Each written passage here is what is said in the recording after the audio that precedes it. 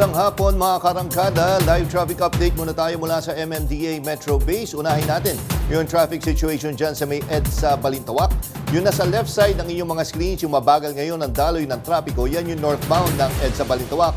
So yan yung galing ng Quezon Avenue, papunta yan ng Kamanava at papunta ng NLEX. Sadyang nagkakaroon talaga ng bottleneck habang papunta kayo dun sa entrance ng NLEX. Kaya yung mga motorista, kung papunta kayo ng Kamanava, yun nga, mabagal ang daloy ng trapiko habang papalapit kayo dyan sa boundary ng Caloocan at Quezon City. Samantalang nasa dulo ng inyong mga screens, yung halos hindi nyo na makita, well, maluwag naman ang daloy ng trapiko sa southbound lane ng EDSA Balintawak. So yan yung mga galing ng Kamanava, galing ng NLEX, papunta yan ng Cubao, Quezon Avenue at Makati area. So yung mga motorista na southbound ng EDSA ay walang magiging problema sa mga oras na ito.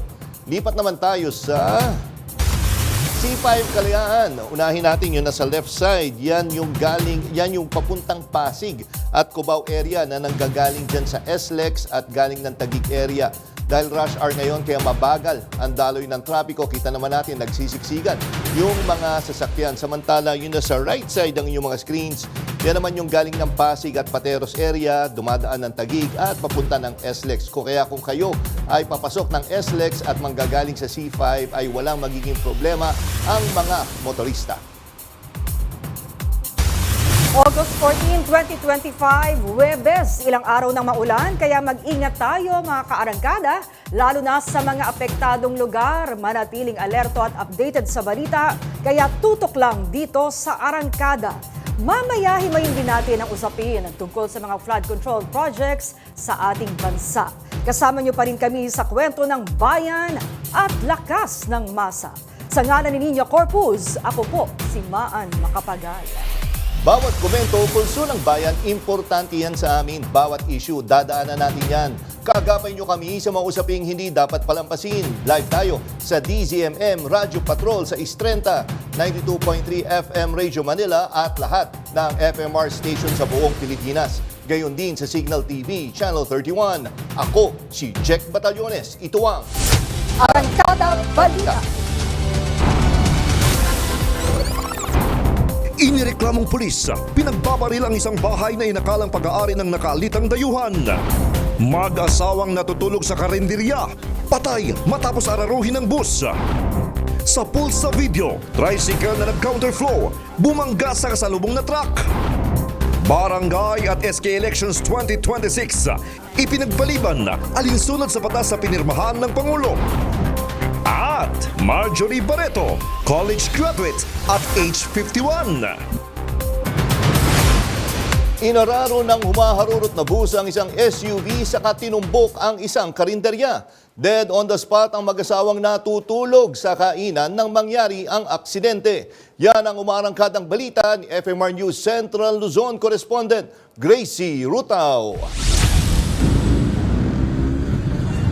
Nayuping parang lata ang isang SUV matapos salpukin ng pampasaherong bus sa Santa Rosa, Nueva Ecija. Sa lakas ng impact, halos madurog din ang harapang bahagi ng bus. Pasado alauna ng madaling araw kahapon nang mahagip ng CCTV ang pagdaan ng bus. Kita ang mabilis na takbo ng bus na bahagyang sumabit pa sa isang establishmento hanggang sa sinalpok na pala ng humaharurot na bus ang isang SUV. Nakaladkad ang SUV bago sumalpok sa isang karinderya sa tabi ng highway. Nahati sa dalawa ang karinderya at inararo ang mag-asawang natutulog sa loob. Dead on the spot ang mag-asawa na natagpuan sa debris. Naulila nila ang kanilang dalawang anak. Ligtas ang mga pasahero ng SUV na nagkataong wala sa loob ng sasakyan nang mangyari ang aksidente. Sa investigasyon, patungong northbound ng Santa Rosa ang bus nang biglang kumabid sa kabilang linya ang driver. Binanggari ng bus ang nakaparadang chassis ng trailer truck. Naitulak pa nito ang chassis na tumagos sa isang talyer bago tuluyang tumigil ang bus. May tinamaan ding tubo kaya sumirit ang tubig. Sugatan ng driver ng bus na agad dinala sa ospital. Wala pa rin siyang pahayag sa ngayon. Ligtas naman ang 6 na pasahero ng bus. Patuloy ang investigasyon sa aksidente. Gracie Rutao, umaarangkada sa pagbabalita. Naghihintay lang sa waiting shed ng mabangga ng closed van ang isang babae at lalaki sa Dasol, Pangasinan. Sa Dagupan City naman, disgrasyang inabot ng nagka-counterflow na tricycle. May umarangkadang balita si Ryan Paraboles. Nagka-counterflow ang tricycle na ito sa kahabaan ng New Devencia Road sa Dagupan City nitong Lunes ng gabi. Muntik nitong makabanggaan ng kasalubong na tricycle. Ilang sandali pa, truck naman ang nakasalubong ng pasaway na tricycle at nadisgrasya na nga. Tumila po ng tricycle driver, humandusay ang duguang biktima. Dead on arrival siya sa ospital. Nagkaaregluhan naman ang pamilya ng tricycle driver at ang truck driver. Sa Dasol, Pangasinan, bumaligtad sa gilid ng palayan ng closed van na ito. Bago yan, bumangga ito sa waiting shed kung saan nasa pool ang isang babae at lalaki. Patay ang babae habang sugatan ng isa pa. Base sa investigasyon, nagkaproblema umano ang preno ng sasakyan. Nadaan din yan sa areglo. Tulong ko kayo, tulong. Duguan at nakaupo sa tabing kalsada ang mga pasahero ng jeep na ito sa Cuenca, Batangas. Sumalpok ang sinasakyan nilang jeep sa isang truck sa National Highway sa Barangay Ibabaw. Base sa investigasyon, papuntang Lipa City, ang jeep ng sakupin ng tanker truck ang linya nito sa paahong bahagi ng kalsada. Mabilis ang takbo ng truck kaya bumangga ito sa jeep hanggang sa tumagilid. 11 pasahero ang sugatan. Patay ang jeepney driver. Tumakas naman ang truck driver. Bagamat nahuli rin siya kalaunan sa tulong ng drone ng mga pulis. Ryan Paraboles, umaarangkada sa pagbabalita. Arestado ang isang pulis matapos pagbabarili ng isang bahay sa Bohol. Isa ang sugatan habang patay ang isang aso na nadamay sa insidente. Yan ang umarangkadang balita ni FMR News Cebu correspondent Clark Pasuit. Nabulabog ang mga residente sa bayan ng Gindulman sa Bohol nang umalingaw-ngaw ang sunod-sunod na putok ng baril kahapon ng umaga. Ang namaril, isang pulis na kinilalang si alias Siloy. Base sa investigasyon, pinagbabaril ng suspect ang bahay na inakala niyang tirahan ng nakaalitang Amerikano na si Kenny Foster. Ang baril na ginamit ng suspect, inagaw niya sa gwardya ng isang convenience store. Nadamay sa pamamaril ang isang lalaki habang namatay naman ang isang aso na pinagbabaril din ng suspect. Nagugat ang alitan nang ireklamo ng Amerikano ang suspect matapos silang saktan ng pulis nitong Lunes ng hapon. Sa isang post, ikwinento ni Foster ang ginawa ng pulis pati na ang pagbabanta sa kanila. Dagdag pa ng biktima, sinubukan pa raw itumba ng pulis ang kanilang motorsiklo. Tinangka rin daw saktan ng pulis ang kanyang asawa na karga ang kanilang anak. Matapos magreklamo ni Foster, ipinatawag si alias Siloy sa Bohol Provincial Police Office. Kinumpiska ang service firearm ng pulis habang patuloy ang investigasyon. Naaresto na ang pulis na maharap sa patong-patong na reklamo. Clark Pasuit, umaarangkada sa pagbabalita. Na-rescue naman ng National Bureau of Investigation ang 3 biktima ng human trafficking sa Davao City Airport. Yan ang umarangkadang balita ni FMR News Davao correspondent Hernel Tokmo.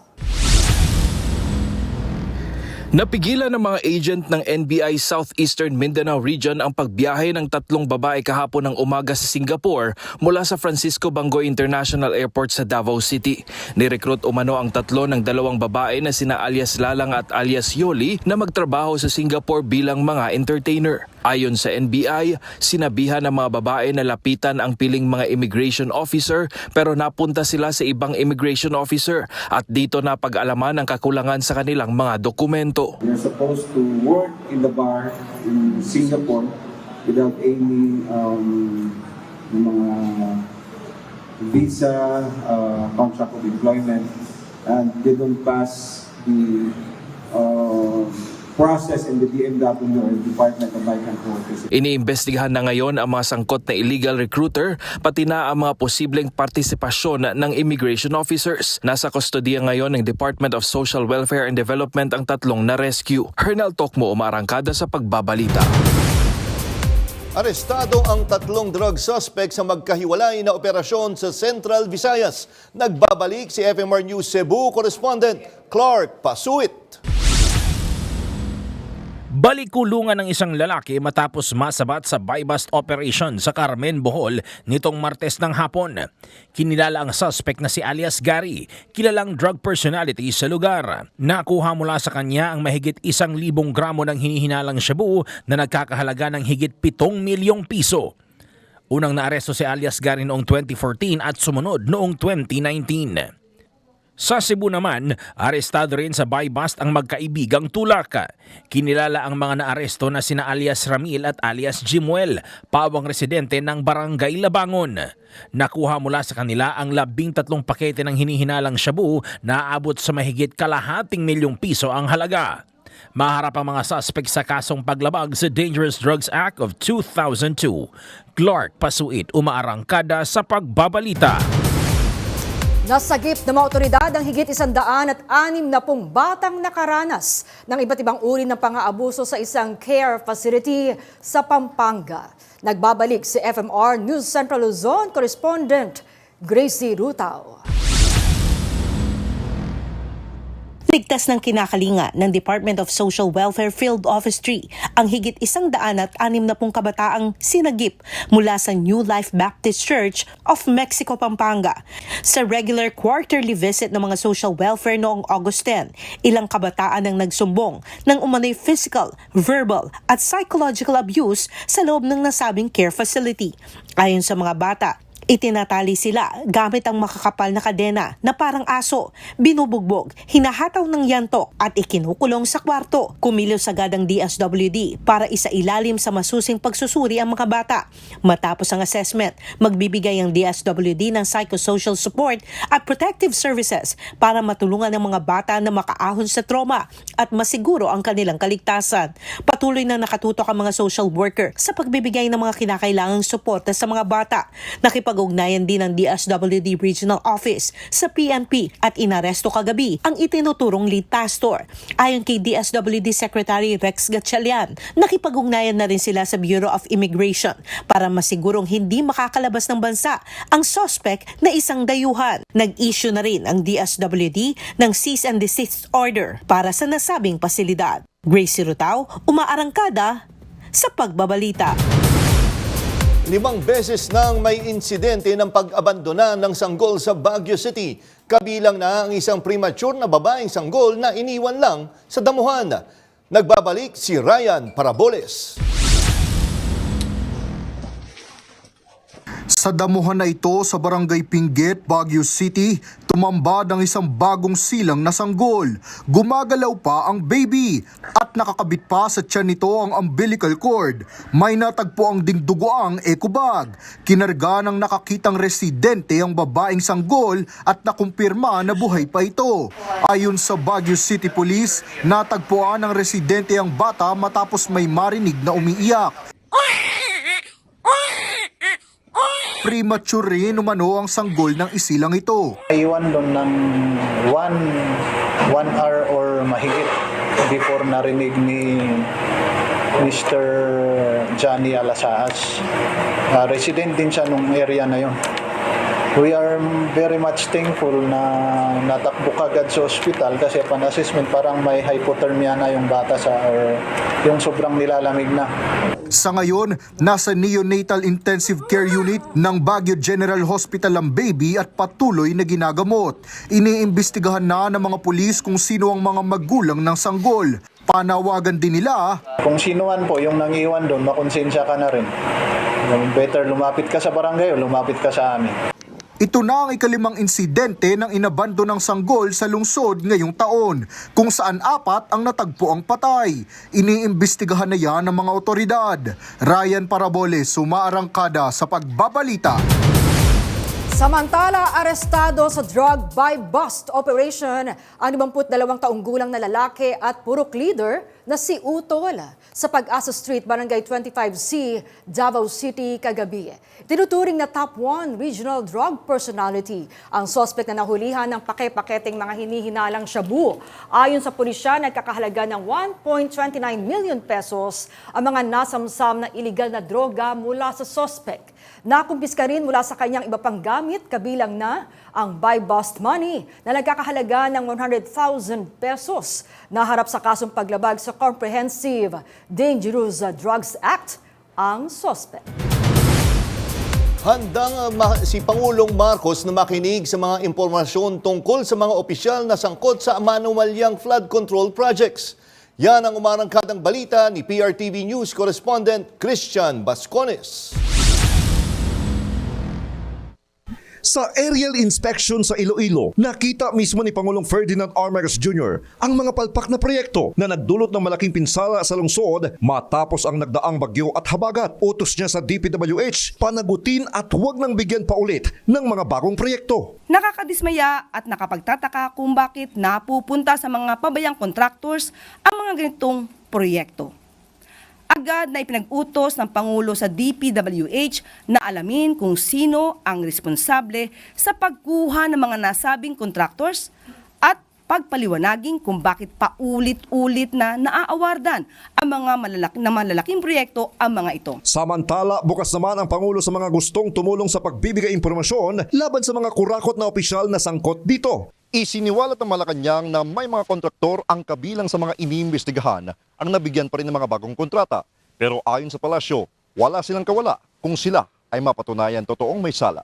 Hindi po ibig sabihin na nabigyan sila ng bagong kontrata, hindi na po sila maaari managot sa mga dating naging kontrata na masasabing maanomalya.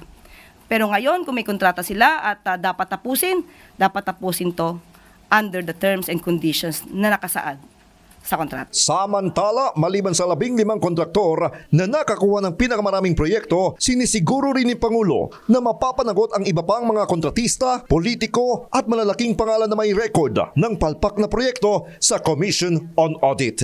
Mula sa Malacanang, Christian Bascones, umaarangkada sa pagbabalita.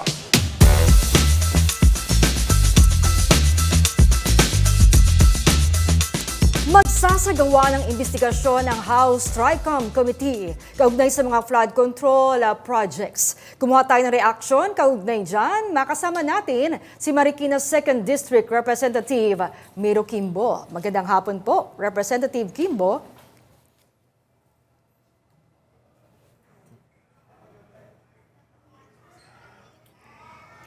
O ayan, Okay na, sorry ha, naka-mute pala ako. Magandang hapon, Man. Magandang hapon sa inyong mga sumusubaybay po. Good afternoon. Eto, Congressman, hingan namin ang inyong reaksyon sa pahayag ni House Majority Leader Sandro Marcos na hindi dapat Kamara ang mag-iimbestiga sa mga mambabatas na idadawit sa anomalya sa flood control project. Akala ko pag-uusapan natin yung bahasa Marikina. pero ako sang-ayon ako doon. Sang-ayon ako na the House should not be the primary institution because I think right now, meron namang ginagawa ng ongoing investigation ang Malacanang pagdating po sa usapin ng mga flood control. So, tingin ko dapat maging bukas ang bawat isa dahil dito po, karapatan ng taong bayan malaman nila kung paano at saan nagagastos ang buwis na pinagkakahirapan nilang ibayad sa pamahalaan. At sa tingin natin, yung flood control ay isa sa pinaka mabigat na pangangailangan ng ating mga kababayan na tingin ko talaga hindi po pwede yung ghost projects, yung mga maanomalya. I don't think it's proper. In fact, malaking kasalanan sa taong bayan. Oo. Kung Kimbo, susog lang doon sa una kong tanong, no? May nagsasabi kasi na dapat ay independent body or tama lang, sapat na yung tri-committee na magsagawa ng investigasyon. Ay kung independent body, ano po iyon? O anong grupo? We have enough institutions in government that can actually do the investigation. Ako, unang-una dyan, tingin ko dapat ang mag-imbestiga dyan is yung internal audit din ng DPWH. Because after all, sila ang nag-i-implement dito. Hindi naman mga congressman or senador o mga governor or mayor ang nag-i-implement ng mga infrastructure projects, kundi ang DPWH.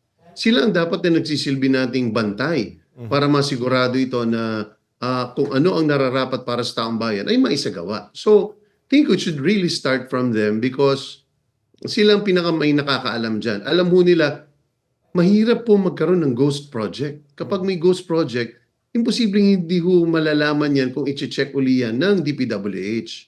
So really, it is the DPWH that is the first, should have a first crack.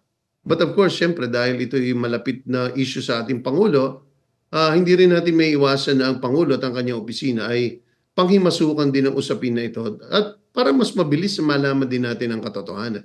Nandiyan din ang Ombudsman, nandiyan ang COA. So, ang parati ko sinasabi is we have enough investigative machinery in government at sa tingin ko, hindi dapat magtagal ang investigasyon kasi madali lang malaman ang ghost eh. Kasi pag tinignan mo, nagbayad ang gobyerno ng 300 million para sa isang proyekto at pinuntahan mo na wala doon, tingin ko naman automatic, mabilis magawa ng report po yan. Okay. Congressman Kimbo, Jack Batallones po, no? Congressman... Idol, magandang hapon po. Magandang hapon, sir. Sir, ganito, nung isang araw ay nagbitaw na salita si Senator Villanueva na proud siyang sinabi na walang senador na sangkot sa mga maanumalyang flood control projects. Can you say the same po para sa Kamara po? Or tingin nyo meron po at paano nyo iimbestigahan kung sakaling may madawit na kasama nyo sa Kamara? Well, una, tingin ko it's very premature for anyone to say na walang involved. Whether it is a senator, whether it is a congressman, whether it's a mayor or a governor. Hindi ho natin masasabi kaagad ho yan. So, sa tingin ko, dapat suportahan natin ang kahit anong investigasyon para magkaalaman po. Kasi mahirap yung parating binibitin tayo. Hindi rin fair sa mga senador, hindi rin fair sa mga congressman na parating sinasabing meron dyan may kasalanan, tingin ko pangalanan na. Tama na yung para po tayong binibitin lahat eh. Dapat sabihin na at para makaharap na po yung mga akusado. At kung sila man po yung nagkasala, hindi po talaga natin dapat konsintihin yon dahil after all, senators and congressmen are lawmakers. We are not lawbreakers. Tayo dapat ang nagiging modelo pagdating po sa pagpapatupad ng batas. Kung Kimbo, si Maan Makapagal po ulit. Ito ay mahigit 1,000 na raw yung reklamo na natanggap na ng Office of the President. Ito yata yung website na binuo ng Pangulo, yung sumbongsapangulo.ph. Sa ngalan po ng transparency, pwede po bang isapubliko yung mga nagreklamo na para makorroborate nung iba pa? O baka naman kasi may maumit daw, may masanitize, or baka naman pain ito, no? Para, kumbaga, ay siraan yung isang proyekto. Ano po sa tingin ninyo? Well, una, pagtiwalaan natin ang Pangulo kasi seryoso ang Pangulo dito sa usaping ito. So the fact na umaarangkada at binibigyan ng attention at nagkakaroon ng paraan para ang publiko ay mailahad nila ang kanilang mga hinaing at obserbasyon. Of course, nakikita din natin ito na pwede ito magamit na political tool ng mga kaaway sa politika ng isang politiko para maglabas ng mga sumbong na walang basihan. Pero matalino naman po ang Pangulo, matalino po ang mga mag-iimbestiga, makikita at makikita po nila. Yan po ay fear ng ibang mga politiko na parati ko sinasabi, I think that fear should be outweighed by the need to find the truth. So, dapat po nating suportahan yan. Nagugulat nga ako na 1,000 pa lang. Dahil sa dinami-dami po ng tila nagre-reklamo, ay ang akala ko mas marami pa po dyan. Tingin ko, we should encourage more people to actually report para makita natin. Kasi kapag may reporting, may paraan para makarating sa Pangulo. Tandaan po natin, sinabi ng Pangulo, ako mismo ang magbabasa niyan. The President, when he says something like that, he means it. So, naniniwala ako na lahat yan titingnan. So, dapat natin i-encourage pang mas maraming tao na tingnan ito. At parati ko po sinasabi sa panayam namin at sa pagsasalita ni Speaker Martin Romualdez sa amin nung isang araw, siya mismo nagsabi na wala tayong kukonsintihin dito. Kung meron isa sa mga kasama natin na nagkasala, ay hindi natin yan papayagang magtago sa palda ng Kongreso. Dahil karapatan ng bawat isa na harapin ang kanilang charges. And Congressman, isa din sa observation po ni Pangulo is yung mismatch ng mga flood control projects kumpara doon sa talagang bahayang lugar. Ano po ang reaction nyo dito? At bilang part po ng TRICOM, plano nyo hubang bisitahin yung mga sinasabing lugar na yan? Actually, hindi pa ako officially part ng TRICOM. Naimbitihan lang po ako doon para ilahad kung ano yung flood control program na gumagana at nag-work. na naipakita po namin dito sa 2nd District Opo. na gumagana yung mga efforts over the last 14 years. Kaya naibsan o nabawasan ng malaki aming baha. Pero hindi mo rin talaga maaalis yung karapatan din ng Kongreso in the exercise of its oversight para tingnan din po. Because part of the budgeting process is to find out ano nangyari sa nakaraang budget. So, I wouldn't want to call it investigation, but rather, that's really the oversight function of Congress in ensuring that the budget that it has approved ay nagagamit ng tama. Tingin ko hindi pwedeng isuko yun ng Kongreso at magiging dereliction of duty yun pag hindi nila ginawa. Pero hindi sa tingin ko, pagdating sa paghanap ng may sala, tingin ko hindi dapat Kongreso ang gumawa doon. Agree ako kay Majority Leader Sandro Marcos. Kong Miro, welcome po ba sa inyo na hingin yung opinion, obserbasyon ng ating mga opisyal sa LGU? Kasi sino pa ba yung nakakaramdam ng direktang problema sa flood control projects kung hindi din sila? Kong Miro. Yeah, lahat naman ng programa ay dumadaan sa Regional Development Council o RDC at ang kasama po dyan ay ang DPWH, ang mga local government officials at ang mga kasama rin po dyan ang ibang mga congressman. Minsan umupo pa yata ibang mga senador kapag they're part of that region. I think hindi lang sila dapat konsultahin pero dapat magbigay din sila ng kanilang inputs, no? Dahil alam nila ang nangyayari on the ground in the same way na alam din natin ano nangyayari on the ground kung ikaw rin ay isang member of Congress. Dahil ikaw ay dapat nag-iikot din at nararamdaman mo ang reklamo ng bawat isang tao. Pero kung ang sinasabi po ay LGU lang ang may karapatan, ay hindi po ako sumasang-ayon doon dahil iba't ibang opisyal, lalong-lalo po mga DPWH, yan po ang mga pinakabihasa pagdating po sa usapin ng baha. Last na lang, Kong, meron ba tayong schedule na nakatala, kumbaga, sa investigasyon? Again, hindi ko po alam kung kailan ang susunod dahil hindi pa ho ako bahagi sa committee ho na yon. Kababalik ko pa lang po sa Kongreso, okay, parang neophyte po dyan, nag-aaral pa lang po. Pero alam ko po sa lalong madaling panahon, gusto po nila magkaroon pa ho ng mas maraming briefings para malaman po kung ano ang iba pang mga usapin pagdating po dyan. Alright, maraming salamat po sa inyong oras, Marikina 2nd District Representative Miro Kimbo. Maraming salamat, Ma'am Maan, Boss Jack, maraming salamat po. Basta, ang i-assure ko po sa inyo, ang bitaw po sa amin parating ni Speaker Romualdez ay hindi tayo dapat tumalikod o magtago. Haharap tayo sa lahat po ng usapin dahil kung sino po may kasalanan, ay yun po ay pananagutin natin. Maging senador man yan, maging congressman, o sinong opisyal. Kung saan tuturo ang ebidensya, ay dapat pong litisin yung taong yun. Maraming salamat, Kong. Opisyal nang nilagdaan ni Pangulong Ferdinand R. Marcos Jr. ang Republic Act number 12232 na nagpapaliban ng barangay at sangguniang kabataan elections sa 2026. Mula December 1, 2025, mauurong ang halalan sa unang Lunes ng November 2026. Idinekla rin sa 4 na taon ang termino para sa mga opisyal ng barangay at SK. Sa ilalim ng bagong batas, hindi maaring maglingkod ng mahigit sa 3 magkakasunod na termino ang isang opisyal ng barangay sa parehong posisyon, habang ang mga opisyal ng SK ay isang termino lamang. Inatasan ang Commission on Elections na maglabas ng mga patnubay sa pagpapatupad ng batas sa loob ng 90 araw matapos itong maging epektibo. Una nang sinabi ni Pangulong Marcos Jr. na kanyang sinusuportahan ang pagpapaliban sa eleksyon upang pagtuunan ng unang parliamentary elections sa BARM. Halos nasabay po to sa BARM elections. So, bibigyan po daan ang BARM elections para po mas magkaroon po ng successful results itong BARM elections. At masyado pong mapupuno talaga ang trabaho ng COMELEC kung pagsasabayin pa po ang barangay election sa December.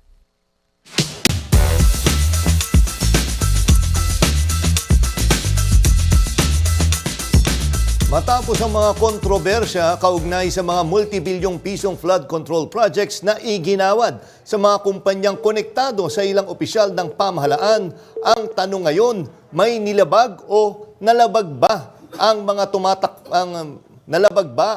tumakbo ng nagdaang halalan?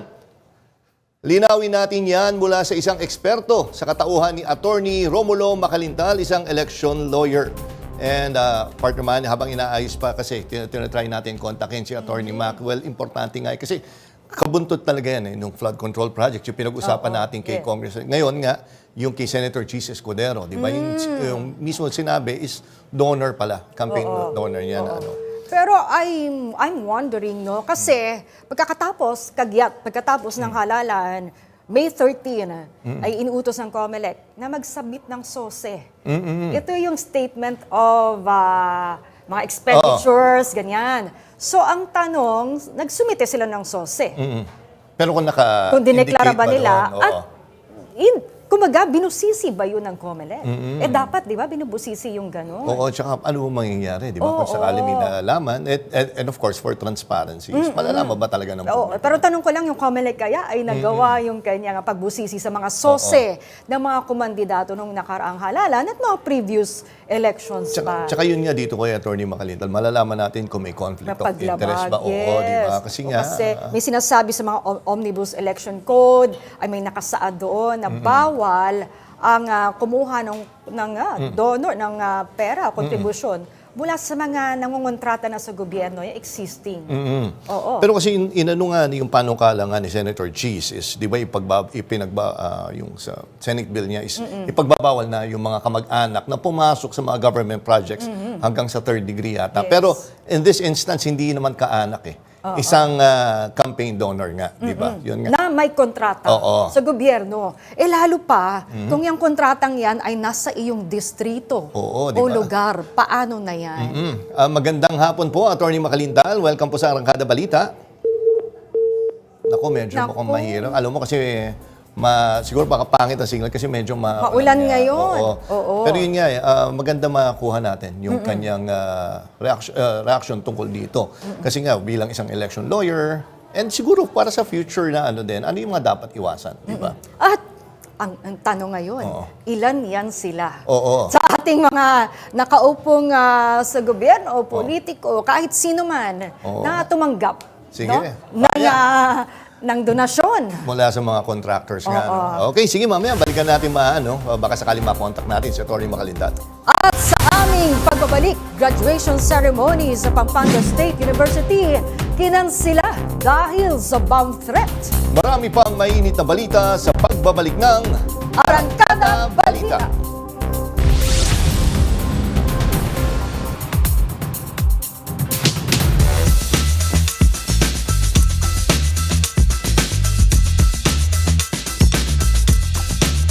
Magandang gabi po, Attorney Macalintal. Welcome po sa Arangkada Balita. Jack Batallones po at Maan Makapagal. Yun nga, inaano natin, talaga medyo nahihirapan tayo. Kasi pag ganitong panahon ay oras na. Pero I think Viber yata ginagamit, so nandun din yung kailangan pa ng or baka mobile nga si Attorney Mac. Kaya yes, at masama yung panahon. Oo, maulan. Mga kaarangkada yung payong pananggalang sa ulan. Yes, ingan mga kaarangkada. Okay, ipinagpaliban ang graduation ngayong araw ng mga mag-aaral sa Pampanga State University matapos makatanggap ng bomb threat ang pamunuan ng eskwelahan. Yan ang umarangkadang balita ni FMR News Central Luzon correspondent Gracie Rutaw. Mabilis na rumisponde ang bomb squad at masusing nag-inspeksyon sa Pampanga State University Don Honorio Campus sa bayan ng Bacolor. Ito'y matapos i-report ng pamunuan ng eskwelahan ang natanggap nilang bomb threat kaninang umaga. Matapos ang ilang oras ng paggalugad, itineklarang clear ang lugar. Ibig sabihin, walang natagpo ang anumang uri ng pampasabog.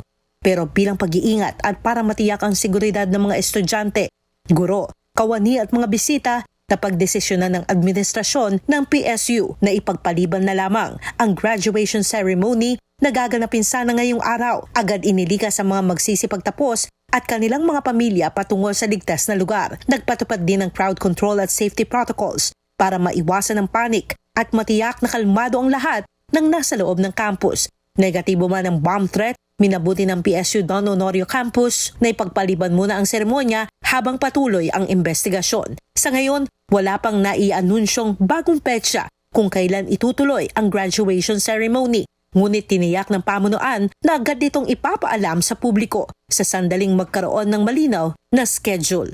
Patuloy namang inaalam ng mga otoridad kung sino ang nasa likod ng naturang bomb threat. Gracie Rutao, umaarangkada sa pagbabalita. Tumaas sa 35.4% ang satisfaction rating ni Pangulong Ferdinand R. Marcos Jr. Batay po yan sa pinakahuling survey ng WR Numero Research mula nitong Hulyo hanggang Agosto. Yan ang umarangkadang balita ni PRTV News Correspondent Christian Bascones. Voters, among others, do you believe mula sa 29% noong Abril, pumalo sa 35.4% ang satisfaction rating ni Pangulong Ferdinand R. Marcos Jr. Batay ito sa isinagawang national survey ng WR Numero mula July 29 hanggang August 6, 2025 sa 1,418 male and female respondents na may edad 18 pataas. Taliwas dito, bumaba naman ang performance rating ni Vice President Sara Duterte. Mula sa 50% satisfaction rating noong Abril, bumagsak ito sa 47% ngayong Agosto. Isa sa mga tinitignang dahilan nito, ang maraming isyong kinasasangkutan ng kampo ni Duterte tulad ng impeachment. Mataas din ang bilang ng mga Pilipinong hindi sang-ayon sa desisyon ng Supreme Court sa impeachment kay BP Sara. Lumalabas din sa pre-election preference para sa 2028 national elections na bumaba ang ratings ni BP Sara at tumaas naman ang kay Senator Bongo. Ayon sa political analyst na si Attorney Dino De Leon, tumatak din sa Duterte supporters ang hindi pagkakaisa ni Senator Bongo at ng Vice Presidente. Based on data, it seems like it's Bongo who's gaining ground every time Sara Duterte is losing ground. This is based on the information that I've received in the past, diba? Bongo has not have a very good relationship, let's put it that way, no, with Sara Duterte and the siblings, no. That's why pwede naman kasing Bongo Sara, diba? But that never happened. Kapansin-pansin na walang mga kaalyado ng administrasyon ang nangunguna kapwa sa presidential and vice presidential pre-election survey. Reaksyon ng Malacanang. Hindi po namumulitika ang Pangulo at siguro ang eleksyon 2028 pa po yan, saka na natin pag-usapan. Pagtuunan po natin at pinagtutuunan ng Pangulo ang pagtatrabaho para sa taong bayan. Base rin sa survey, mas gusto ng mga Pilipino na bigyan ng prioridad ng pamahalaan bilang pambansang usapin ang pagtatanggol ng karapatan sa West Philippine Sea. Habang umaasa naman ang taong bayan na ang pangunahing bigyan ng atensyon ng gobyerno sa bawat rehiyon ay ang pagpapataas ng sahod ng mga manggagawa at pagpapababa ng presyo ng pagkain at mga bilihin. Christian Bascones, umaarangkada sa pagbabalita.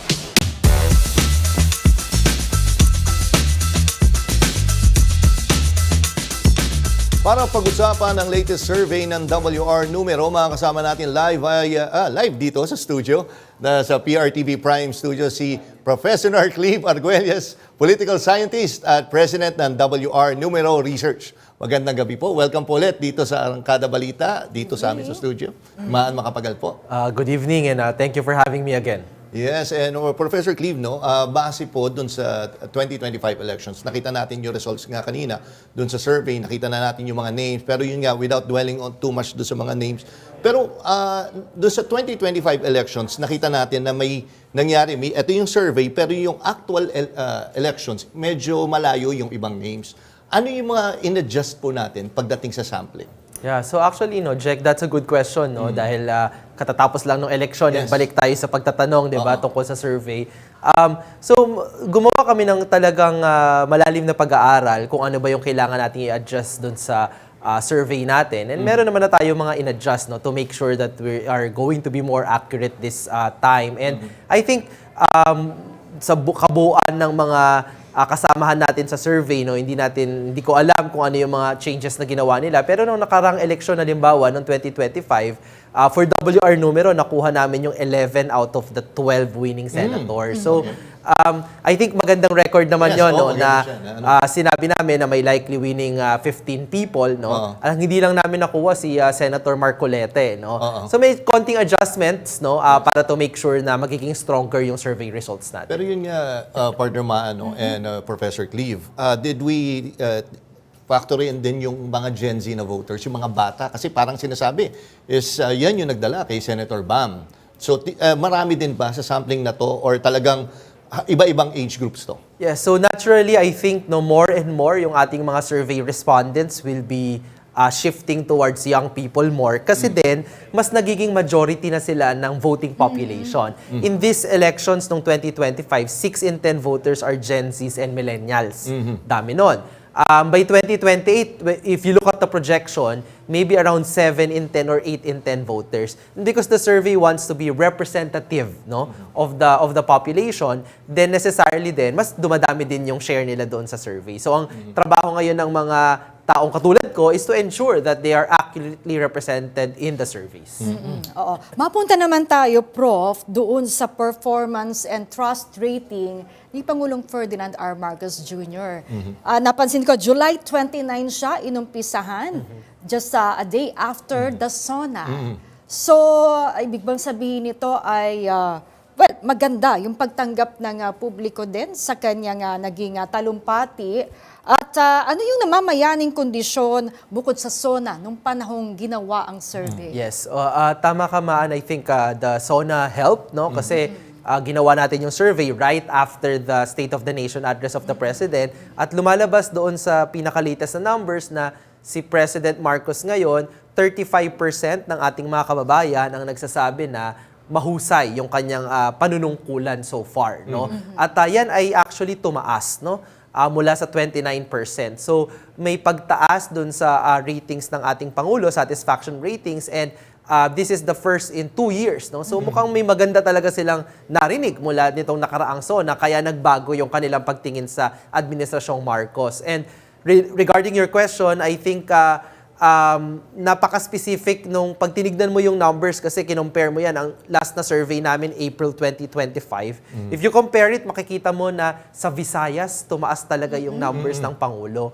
So ano kaya ang nangyari sa Visayas? Sa mga naisip ko, maaring yung 20 peso na bigas, no? Yeah. Kasi doon ang pilot area ng mga Cebu and other parts of Visayas. So maaring yun ang tulong na sa tingin ng kababayan natin, no, ay mahusay ang panunungkulan. Pasok din ba dito yung desisyon ng Korte Suprema sa impeachment case ni VP Sara Duterte?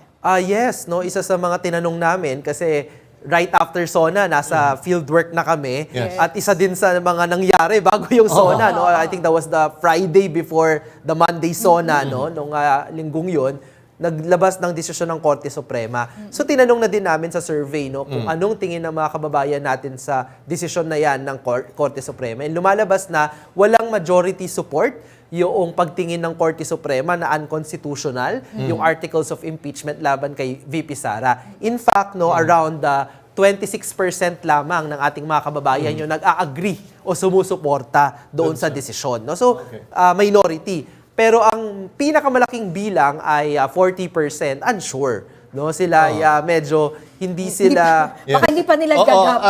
Gagap yung Pag sinabi nilang unsure, hindi nila nag-grasp talaga kung ano yung nangyayari. What do you mean by unsure sila? Yes, maaari, Jack, pero ako hindi din namin tinitake lightly yung pagsabi nila ng unsure kasi if you will look at past surveys, kapag sinabi natin, eto desisyon ng Supreme Court, anong pagtingin mo? Medyo differential naman ang mga kababayan natin dyan kasi di ka lawyer. Tingin mo ang ating mga justices naman ay mahuhusay at matatalino sa larangan ng batas, di ba? So ibibigay mo na yan sa kanila. So I think itong pagiging unsure ay aktibo na sinasabi ng mga kababayan natin, teka lang, pinag-iisipan namin, tama ba ang korte sa usaping ito, di ba? Kasi napakadali sa kanilang mag-yes eh. Pero pinili nilang sabihin na Kumbaga, hindi kami sigurado. hindi sila naliliwanagan pa siguro. Yeah, I think it's a bad thing na parang una, pwedeng hindi naiintindihan. Kasi kahit yung mga legal luminaries, ay may mga iba't ibang pagtingin dito sa desisyon. Ano? So yun nga So anong tingin nyo na pwedeng gawin o kulang ba tayo sa information ang ating mga kababayan at hindi naintindihan din? Mahirap naman talaga. Yes, maan lumabas din sa aming survey na 8 sa bawat 10 Pilipino ang nagsasabi na hindi sapat yung kanilang impormasyon na meron sila tungkol sa impeachment. Hindi din siguro nakatulong na bagamat may Senate debates. Pero kasi ang pinagdebatihan nila doon mas legalidad. Masyadong technical na. Technical.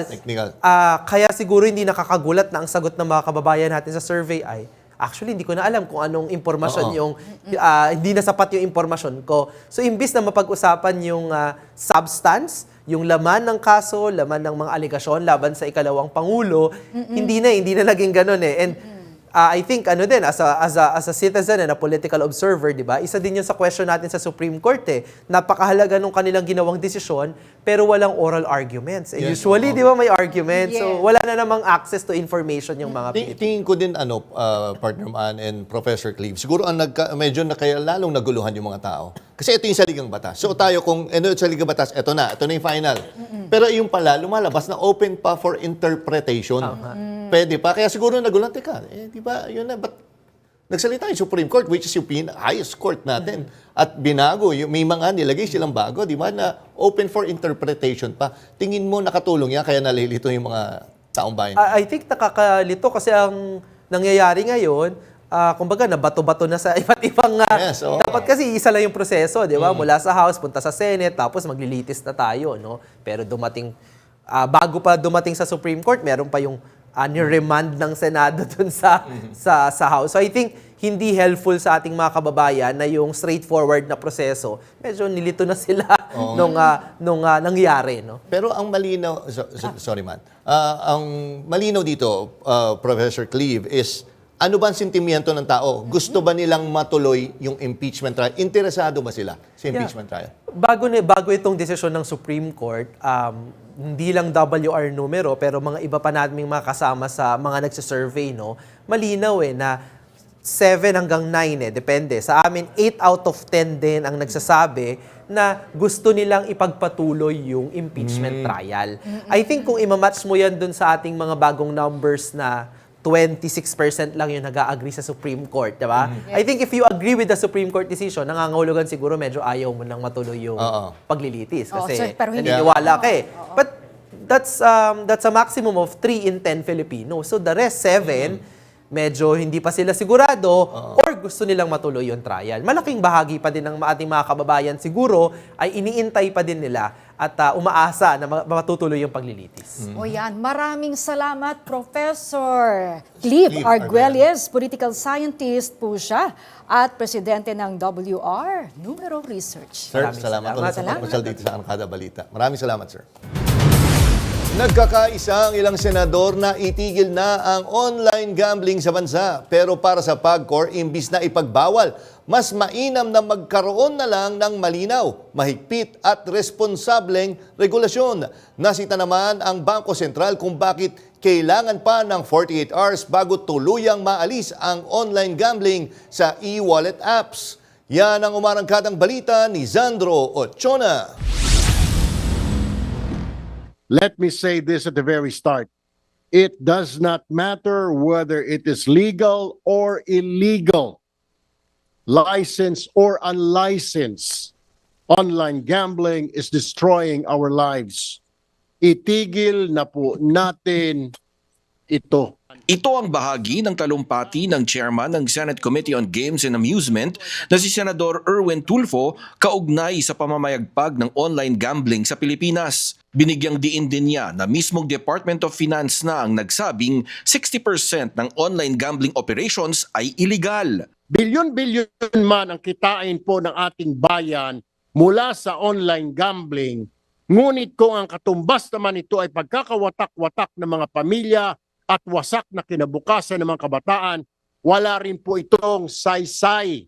Gayunpaman, nanindigan ng Philippine Amusement and Gaming Corporation o PAGCOR Sa aming opinyon, sa halip na tuluyang ipagbawal, mas makabubuting magpatupad tayo ng malinaw, mahigpit at responsableng regulasyon. Giit nila, ang Pilipinas ang isa sa mga bansang may pinakamataas na kabuoang tax rate mula sa online gaming sa 35% o 30% licensing fees mula sa operators at 5% franchise tax na diretsong ibinabayad sa BIR. Bukod pa ang pagbibigay nito ng trabaho sa mga Pilipino na mataas sa minimum wage at may magandang benepisyo. Ang industriya ay nag-eempleyo ng 32,302 employees. 103 ang foreign nationals, 32,199 naman ay mga Pilipino. Mula sa 6 billion pesos na kita noong 2021, tinatayang papalo sa 60 billion pesos na pwedeng kitain ng PAGCOR ngayong taon. At as of June 2025, halos 60% ng kita ng PAGCOR na may katumbas sa 32 billion pesos ang galing sa online gambling, kung saan 12.67 billion pesos ang nailaan sa universal healthcare, bagay na ipinunto ni Senador Pia Cayetano na ayon sa PhilHealth ay hindi naman nila natatanggap. Sinisiguro rin ng PAGCOR, sinigurado namin at ginawa namin ng maraming structures at regulasyon para nang sa ganon ay mahikayat namin na imbis na sa illegal maglaro ang ating mga kababayan, ay dito po sa legal na lang ang kanilang paglaruan. Sa pagdinig, inanunsyo ng Bangko Sentral na inutusan na ang mga e-wallet apps na alisin na sa kanilang platforms ang online gambling. Bagay na sinita ng mga senador kung bakit hindi ito agarang alisin sa ngayon din. Your Honor, is so that we will also provide time for the customers, for the consumers, to withdraw their funds from the online gaming account once they learn that we are already removing the links from the BSI mobile payment applications and websites. Nagbanta naman si Tulfo na ipako-contempt ang kinatawan ng BSP kung meron pa ring online gambling sa mga e-wallet sa darating na linggo.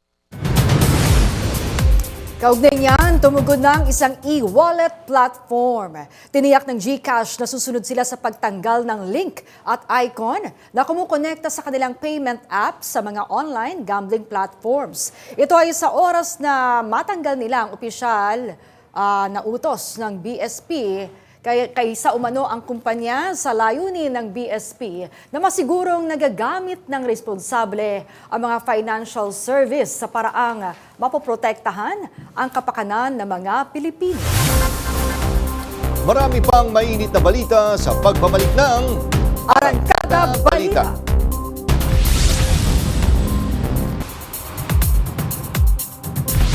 Showdown ng dalawang grupo sa Talisay City, Cebu na uwi sa barangayan matapos masira ang ilang istruktura doon. Yan ang umarangkadang balita ni FMR News Cebu correspondent Clark Pasuit.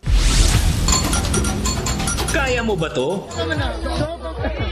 Ito, kaya mo ba to? Literal na ni-level up ang exhibition na umabot sa bubong.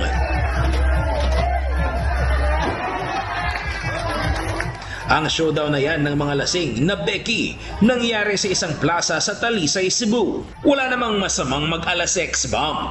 Pero ang problema, nadamay ang mga food stall. Umabot sa halos kalahating milyong piso ang mga nasirang yero, signage, mesa at upuan. Pati ang mga kable ng kuryente naputol. Mabuti na lang na walang nakuryentehan, walang namatay. Walang natusok na hindi nahulog sa yero o napunit yung yero na ano ba sa leeg o nasugatan dito. At dahil nag-viral ang video, nakilala ang isa sa mga sangkot at ipinatawag sa barangay. Kwento ng hipag ng isa sa mga Becky. Nagbaso jud siya. Actually gani kay nahadlok jud siya nga kanang mapriso daw siya ana. Nga anak jud ko nga ang kanang ino ato jud ibutang sa lugar. Wala nang planong magdemanda ang may-ari ng plaza pero ang nalagot ay ang security agency. mag-community service sila ng mga, let's say, 6 months. Anyway, mga damages dyan, ang magbabayad yan is yung security agency because that is in the contract. Kaya nga may security guard tayo para secure eh. Ewan ko lang kung baka pinainom din nila yung security guard eh. Dapat kung mga lasing na, di pigilan mo. Clark Pasuit, umaarangkada sa pagbabalita.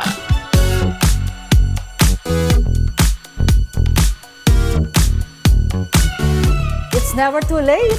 Yan ang napatunayan ng celebrity mom na si Marjorie Barreto matapos makapagtapos ng kolehiyo sa edad na 51 years old.